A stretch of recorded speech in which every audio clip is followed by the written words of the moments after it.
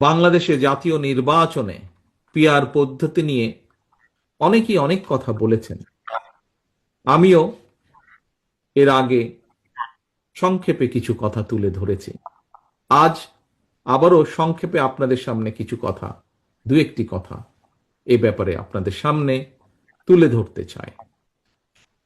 প্রিয় সম্মানিত উপস্থিতিবৃন্দ, আমরা জানি বিশ্বের অনেক দেশেই হয়তো নির্বাচনে পিআর পদ্ধতি রয়েছে, তবে বাংলাদেশের আর্থ সামাজিক ভৌগোলিক রাজনৈতিক পরিস্থিতিতে পিআর পদ্ধতিতে নির্বাচনের জন্য এখনো উপযোগী নয় বলেই আমরা কম বেশি মনে করি।